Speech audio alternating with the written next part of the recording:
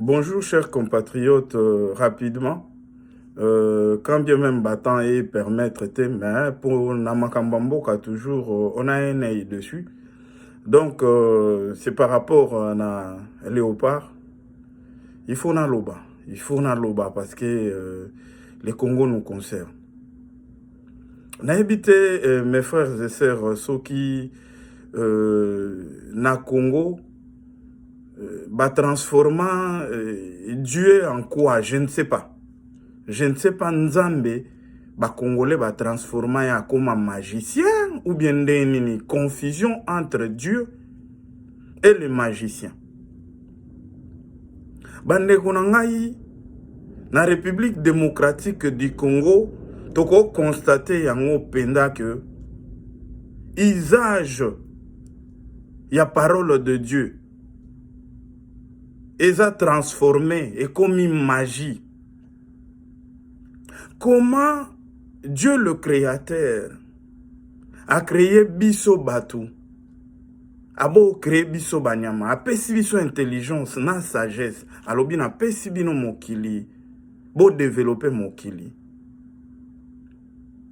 Un pays ne peut pas émerger, un pays ne peut pas se développer na nombre ya ba église, na nombre ya ba pasteur. C'est pourquoi Dieu nous a dotés de l'intelligence et de la sagesse. Na Congo, nyonso est comme relevante, donc c'est relative na Nzambe. Donc tout sauf rien. Si je dis relative, c'est-à-dire moi nanayo akendaka classe atangaka te, ako réviser te, et puis au vandi, au même pas pasteur, tu pries pour lui pour avoir un examen. Et ça, la marque en République démocratique du Congo, basambele la moutou pour avoir un examen. Mais non! Mais non! L'examen pour oser, il faut ça la révision, il faut la répétition. C'est pareil avec le football. Football, pour batouba beta bien, babenga en équipe. Même dans Moussala, on dit qu'il faut venir avec l'esprit d'équipe. Il faut travailler un esprit d'équipe pour que les choses évoluent. Ce qu'on travailler de façon isolée dans Moussala, même on a très bien, on a performant au Libanda. Un bon employeur au Libanda. Dans Congo, le problème qui s'est posé, c'est le problème de la cohésion. Les joueurs, n'engé Congo beta qui lobby, même Messi, Ozuye Messi, aye abeta naba joueur à Congo, ils allaient toujours perdre parce que l'équipe, c'est le groupe, c'est l'ensemble qui joue na cohésion.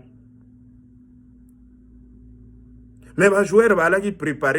Pour préparer les joueurs qu'on soit 2 mois en avance, coacha bango, les joueurs jouent, chacun vient de son coin.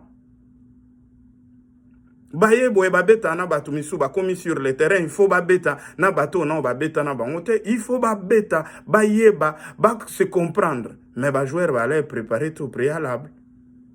Mais regarde ba bêtise ya nini, ba joueur et comme yo mona boy oh non, ba osambele la joueur boy soki na walesa, ba osambele la joueur. Est-ce que pena roi Pelé pour comme roi Pelé et il fallait ba sambelele na passer moko?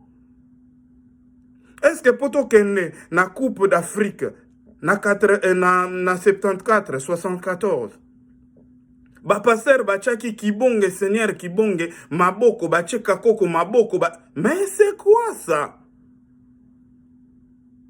Toyebi lisute parce que mboka okomona soko moni mboka même président de la République bou aka fukami bacha mais c'est là qui ne comprennent rien.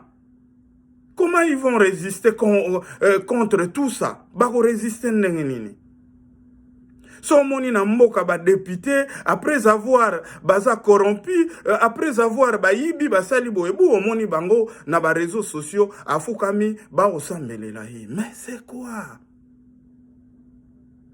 Bo comprendre bandeko na ngai ke ezana bana babotami na Congo akola na Congo ye po na ye ndenga mona makamba ba passer akansaka ke non Nzambe akela mboka ka moko kombo na République démocratique du Congo et puis place Nzamba ozonga kota ozongela ya na République démocratique du Congo. Si réellement na République démocratique du Congo il y a de pasteurs et c'est de vrais pasteurs. Tout ce qui se fait dans la République démocratique du Congo, dans l'Est à Congo, Boma, Batubanini, mais entre en contact avec Dieu. Demande à Dieu que cela s'arrête automatiquement. Dans la prière à Kati Ango et Sili. Ça ne nécessite pas Dieu. Ça nécessite une décision et une action. Parce que nous sommes les hommes, nous devons prendre des décisions et poser des actes. Ce qui a solo pasteur, bazali, bangonde mbao communiquer, na nini, nankolo, Covid et yawati. Covid et yawa, bato bele bazui ba vaccin liboso, sans dire même na bandimi na bango, ce sont des pasteurs. Ils sont allés parce qu'ils ont peur de la mort. Bakeko se faire vacciner balo bakate. Oh boye boye. Tout le monde mutu monta ye boyo non non si sa Covid nzamba yebi singa bo Covid est là. Covid est allé batu bakeye belé na Covid. Arrêtez-nous avec vos bêtises. Botika biloko wane zozongisa mboka na sima ezokisa biso soni poto sala ba effort to komika ko kanisa nzamba magicien. Donc il y a un bâton magique, son assembly ça va s'accomplir, son assembly ça va s'accomplir. Il y a des choses qui ne relèvent pas de la magie, ça relève d'un travail. Le travail dans son sens, le vrai sens du mot travail, il faut bosser pour réussir. Namakambo tout sana mokili. C'est la raison pour laquelle beaucoup comprennent que ce ne sont pas les serviteurs de Dieu, c'est les serviteurs de l'argent. Baba serviteur Yambongo, c'est la raison pour laquelle Moutounion ne pas comme Olanda. Ah non, comme un pasteur, parce qu'il sait au moins que combien Batouana bazumbongo facilement, combien Batouana va rapprocher Batouya Minene, et puis Batouya Minene va pesi bango ba valeur mo inutile. Na makambunion sonamboka, ba pays ba États-Unis Batou ba sambela akuna na ndenga osakana te ba grand pasteur ba ali.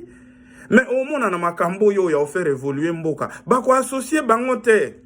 Et concerné bangote mok évolue à Nengonate. Il faut qu'on change la donne. Il faut voir les choses dans une autre optique. C'était un peu ça, pour comprendre l'émotion. 4 bis à 1, c'est humiliant. C'est humiliant, ça montre vraiment que quelque part, on va passer à l'okuta, va aventurer, bani. Les gens qui se transforment du jour au lendemain, qui s'autoproclament pasteur. Et puis, chez nous, ça passe. Pourquoi? Parce que l'autorité, lingi, ezandengwana. Il faut qu'on régule makambouana. Il faut qu'on régule makambouana. Mboke ko avancer ndengwana. C'était un peu ça. Botika la branché, moko abino ringo chimanga, toujours. Nali, un peu dans beaucoup d'occupations, banini, et ça là, tous les gâtés. Merci.